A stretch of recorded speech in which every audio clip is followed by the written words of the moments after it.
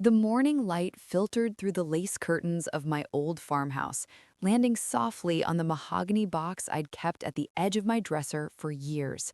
It was my 70th birthday. The house was quiet. Too quiet. My sons had both promised to call, but I already knew they wouldn't. They rarely did anymore. As I reached for my teacup, something caught my eye.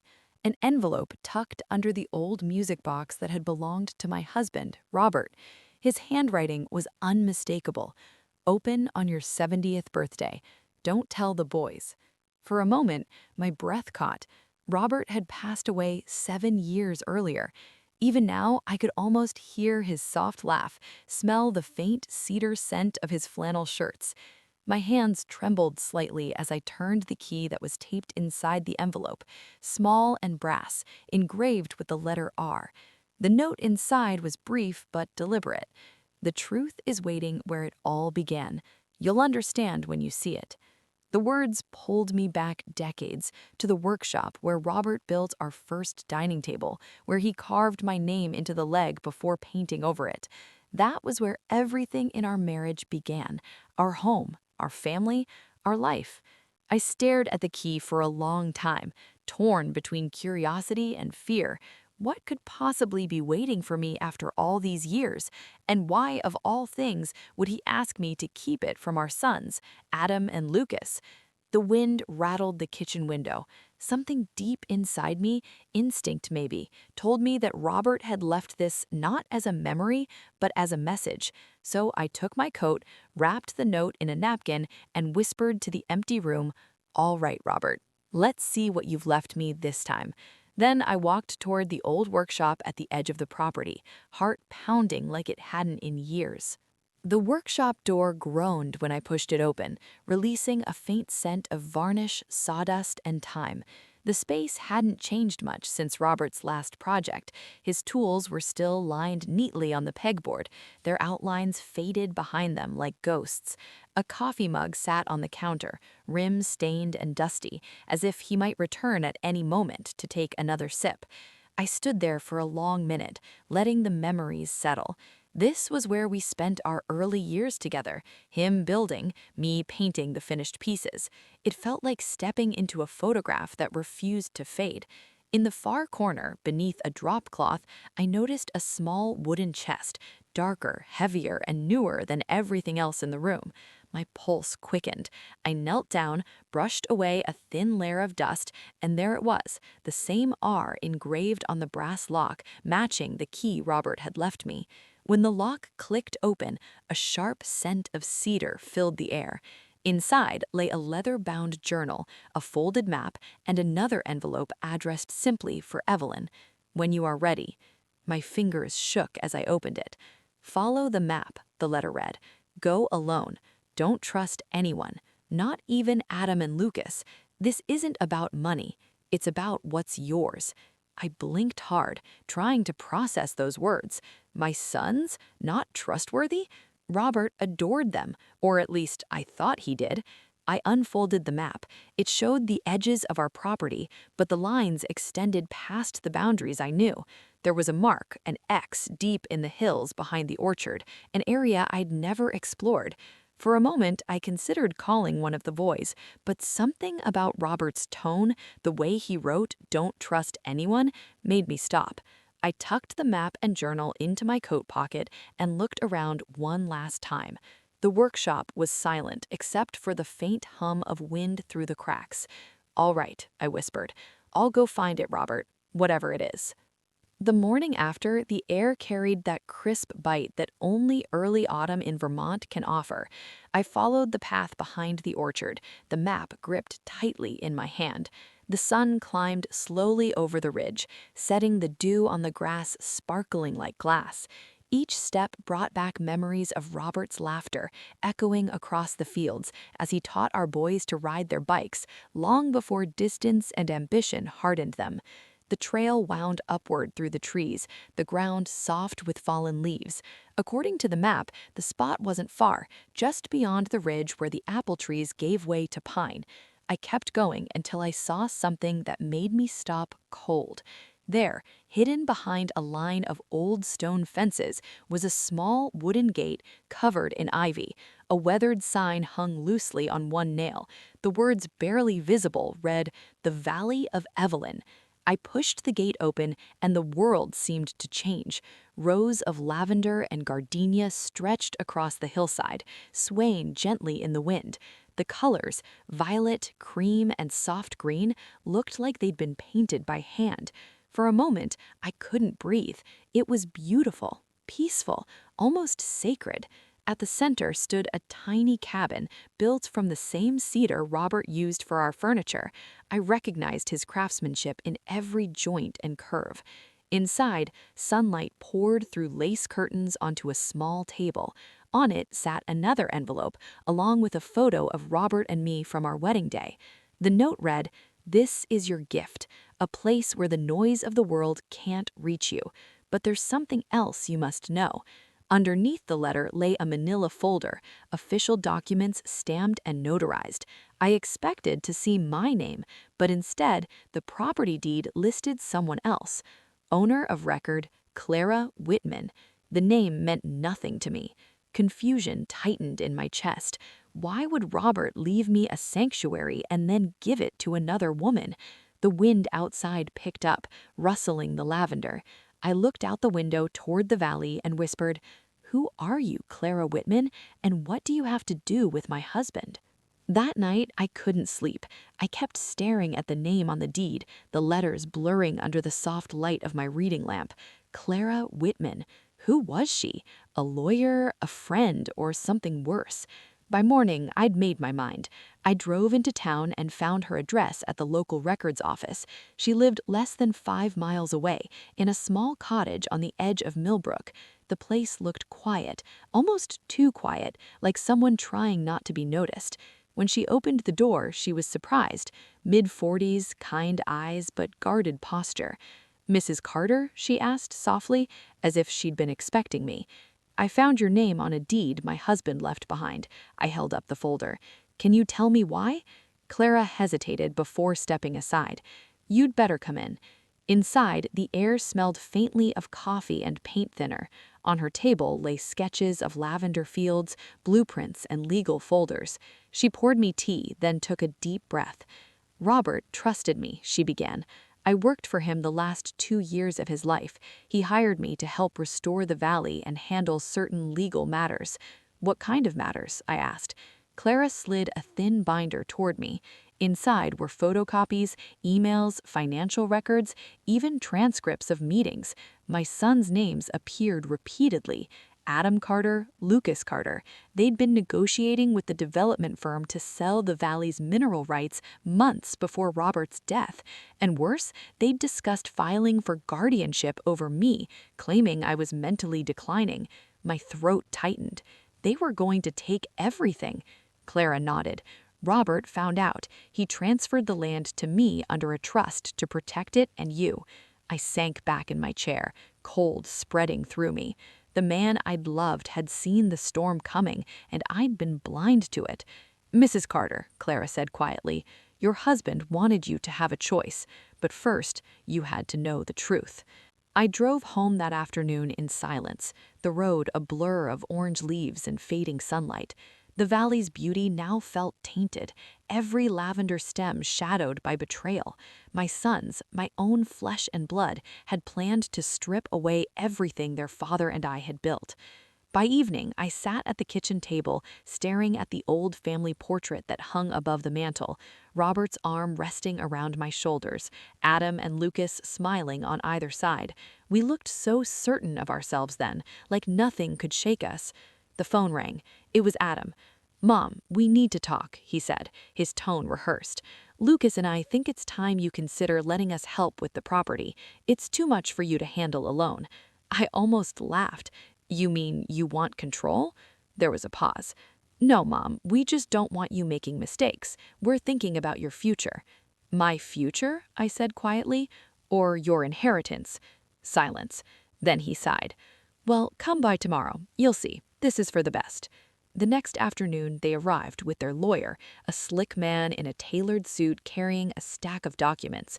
He spoke smoothly about protective guardianship and financial safety. I listened, my hands folded neatly in my lap. When he finished, I looked at both my sons. Did your father ever tell me why he trusted me with everything? They exchanged glances. Because you were married to him? Lucas said flatly. No, I said, because he knew I'd never sell what we built. The lawyer pushed a paper toward me. All you need to do is sign here, Mrs. Carter. I stood slowly. My voice was calm, steady.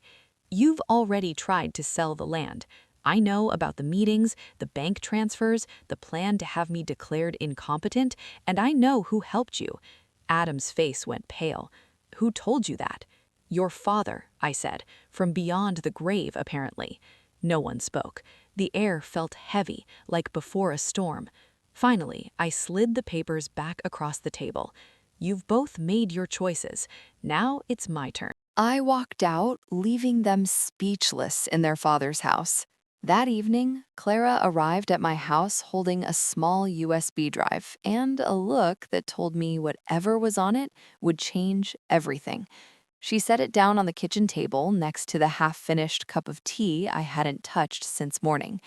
Robert told me to give this to you if things ever went wrong, she said quietly. He wanted you to see the truth for yourself. I hesitated. My hands felt cold against the metal. When I plugged it into my laptop, a single video file appeared dated 2 months before Robert's death.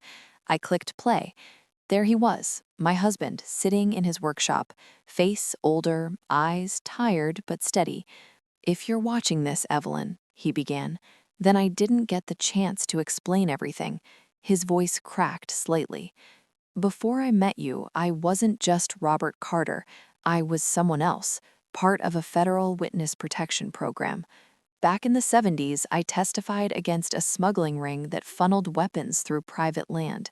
When it fell apart, they buried the evidence, literally. Some of it ended up under the property we bought. I sat frozen. The valley you found, he continued, isn't just a garden.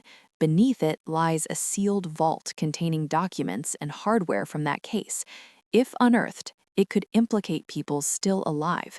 That's why I built the trust, to keep the land safe, out of reach of anyone who might sell it, including our sons. He swallowed hard. I love them, Evelyn, but they're ambitious, too trusting of strangers. You must protect the valley, and if the wrong people come for it, go to Father Martin. He knows everything. The video ended abruptly, leaving a hollow silence. I stared at the dark screen, my reflection pale in the glass. The valley wasn't just a symbol of love. It was a secret Robert had carried for decades, one that could still destroy lives. When I finally spoke, my voice came out in a whisper. You didn't build a garden, Robert. You built a shield. Outside, thunder rolled in the distance. The storm had only just begun. The next morning, rain poured over Millbrook, blurring the edges of the hills into gray watercolor. I drove to St. Matthew's Church, the only place Robert ever truly called sacred. The wooden doors creaked as I pushed them open, and the smell of wax and cedar filled the air. Father Martin stood near the altar, polishing the chalice. When he saw me, his expression softened, like he'd been waiting for this moment. Evelyn, he said gently, I was wondering when you'd come. I told him everything, the key, the valley, the video. He listened in silence, eyes steady but full of knowing. When I finished, he nodded and walked toward the confessional booth. From behind a loose panel, he pulled out a thick brown envelope sealed with wax. Robert left this here a week before he passed, Father Martin said. He told me it might save you one day. Inside were certified copies of government records, Robert's real name, his witness testimony, and sealed FBI documents confirming every word from the video. There was even a letter addressed to me in Robert's hand. If anyone ever questions your sanity, show them this. The truth will protect you as long as faith does. Before I could respond, the sound of tires skidding outside made me turn. Through the stained glass window, I saw Adam and Lucas stepping out of a black sub, their lawyer following close behind with a briefcase. "They're here," I whispered. Father Martin gave a small nod. "Then it's time." When they entered the church ready to confront me again, the father didn't say a word. He simply turned on the old projector in the corner, and Robert's face appeared on the wall, speaking the same truth I'd seen the night before. The silence that followed was absolute. The storm raged outside, but inside that church, only one sound remained: the quiet collapse of certainty in my sons' hearts. The video ended, and for a long moment, no one moved. The rain hammered against the stained glass windows, casting fractured colors across the floor. Adam's face had gone pale. Lucas stared at the flickering image of his father as if trying to find a lie somewhere inside it, but there was none. Their lawyer broke the silence first, clearing his throat nervously. "Mrs. Carter, this is highly irregular. These are old documents. None of this—" Father Martin cut him off, his voice calm but firm. "These documents are verified. I've already contacted the local field office. The FBI is on their way." At that, Adam's composure cracked. "Mom, we didn't know. We thought the land was valuable. We didn't know what was buried there." "I didn't know," I repeated softly, "but you were willing to have me declared incompetent to get it." Lucas stepped forward, eyes glistening. "We were scared. You were alone. We thought someone would take advantage of you." I looked at them, both their suits, their worried faces, their guilt that came too late.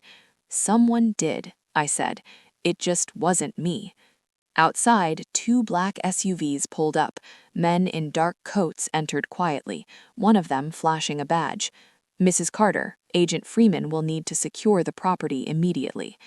As they escorted the lawyer away, the boys stood frozen in the doorway. For the first time in years, they looked small, like the children who once ran through those same pews during Sunday service. I took a slow breath. Your father didn't build that valley for wealth. He built it to protect all of us, and now it's your turn to protect what he left behind. Adam wiped his eyes. Lucas nodded silently.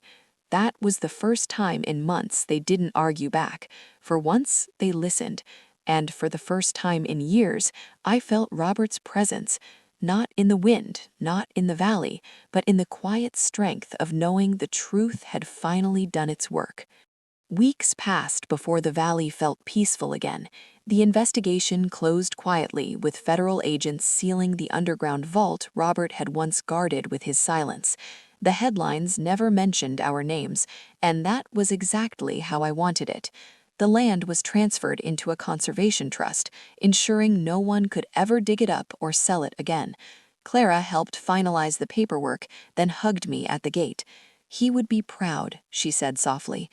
Sometimes I walk through the rows of lavender just before sunset. The air smells sweet the way it did when Robert first planted them. The hills glow gold, and I imagine him standing beside me, smiling, that patient smile of his. My sons visit more often now. They bring groceries, fix the fence, stay long enough for coffee and apologies. We don't talk much about the past. Some wounds don't need words to heal. I forgive them, not because they deserve it, but because I deserve peace.